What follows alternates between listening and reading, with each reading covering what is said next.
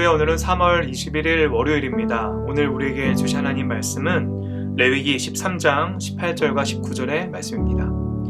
피부에 종기가 생겼다가 나았고 그 종초에 흰점이 돋거나 희고 불그스름한 색점이 생겼으면 제사장에게 보일 것이요. 아멘. 오늘 레위기 23장의 말씀은 나병에 대한 율법들을 이야기하고 있습니다. 성경에서 가장 많이 언급된 질병을 말하자면 바로 나병입니다. 나병과 관련된 단어가 83회나 나오는데요. 이 나병이 성경에서 처음 등장하는 것은 모세가 하나님을 만나는 장면에서 나옵니다. 이스라엘 백성들을 출애굽시키라는 하나님의 명령 앞에서 모세는 거부하죠. 그 불순종으로 인해 모세의 손에 나병이 걸립니다. 그러나 그 즉시 하나님은 나병에 걸린 모세의 손을 치유하심을 통해서 그 나병 같은 불치병 또한 하나님께서는 얼마든지 고치실 수 있다는 그 능력을 보여주시곤 했죠. 그런데 오늘 이 본문에서 나병에 걸린 사람을 부정하다고 여기고 따로 제사장을 통해서 인증을 받고 격리시키는 것을 우리는 알 수 있습니다. 사실 이 나병은 오늘날 한센병과도 많이 비교가 되긴 하는데 실제로는 정확히 한센병이라고 하기보다는 악성 전염성 피부병이라고 보는 것이 좀 더 일반적입니다. 오늘날의 한센병과 증상이 비슷하긴 하나 완벽히 똑같지는 않고 그냥 피부병을 보편적으로 이루는 아주 악성으로 전염성이 있는 그런 피부병을 보편적으로 이루는 것을 성경에서는 나병이라고 말하고 있죠. 제사장들은 이 나병을 부정하다 여기고 격리시켰습니다. 그런데 이 나병 자체가 처음부터 아주 더럽고 끔찍한, 그래서 격리시키기보다는 이것이 전염성이 있기 때문에 사람들과 격리시키는 것이 원래 원칙이었습니다. 그런데 점점 이것이 조금씩 사람들에게 이 나병에 대한 인식이 변해갔는데 이 나병을 히브리어로 짜라트라고 말하면서 이 짜라트라는 것이 하나님께 버림받은 자, 신에게 심판받은 자라고 하는 뜻을 가지게 되었습니다. 그러다 보니 이 나병 걸린 사람들을 단순히 어떤 격리 대상으로 정도로 보는 것이 아니라 이 나병에 걸린 사람은 하나님 앞에 큰 죄를 지어서 하나님께 심판을 받고 하나님께 벌을 받은 사람이라는 그런 생각을 가지게 되었죠. 그래서 실제로 나병 걸린 사람들의 삶을 들여다보면 이 사람들은 그 누구와도 접촉할 수가 없었습니다. 만약에 누군가와 접촉을 한다면 그 사람은 돌에 맞아 죽어도 할 말이 없었던 삶을 살았지요. 그리고 만약에 이 사람이 사람들 사이에서 지나가려고 한다면 자신의 옷을 찢고 입술을 가리고 나는 부정하다라고 외치며 지나가야만 했습니다. 그 정도로 아주 비참한 삶을 살게 되었습니다. 그런데 이 레위기에서 나오는 이 부정하다고 여겨지고 이것이 점점 시간이 지날수록 사람들에게 아주 더럽고 부정하고 하나님께 심판받은 자라고 하는 정말 그런 나병 걸린 사람들이 또 고침받는 장면이 신약 성경에도 종종 등장합니다.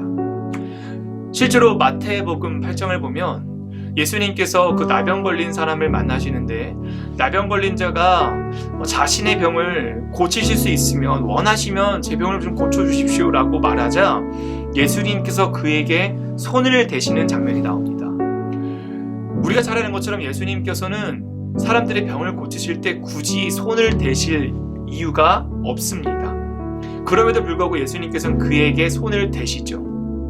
이것 때문에 사람들은 깜짝 놀랍니다.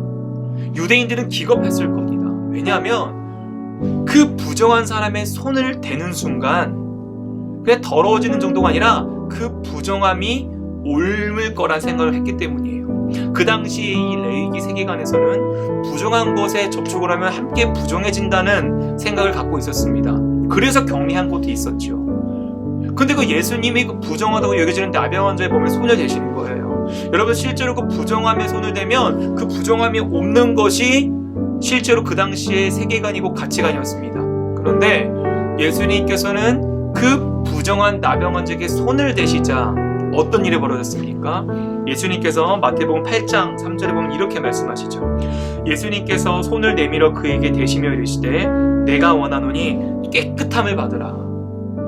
내가 원하노니 깨끗함을 받으라 라고 하는 말씀이 끝나자마자 어떤 일이 벌어졌는지 아십니까? 그 뒤에 이렇게 나와 있습니다. 즉시 그의 나병이 깨끗하여진지라.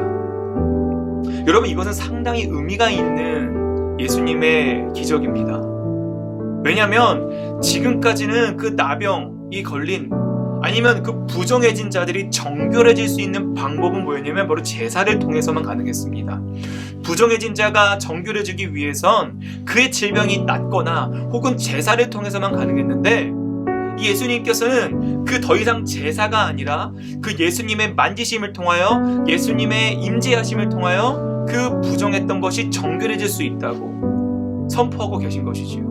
사랑하는 성도 여러분, 오늘날 우리들 또한 이 나병 같은 질병이 아니지만 우리들의 삶을 통해서, 죄를 통해서 우리들의 삶이 부정해질 수 있음을 우리는 알아야 합니다.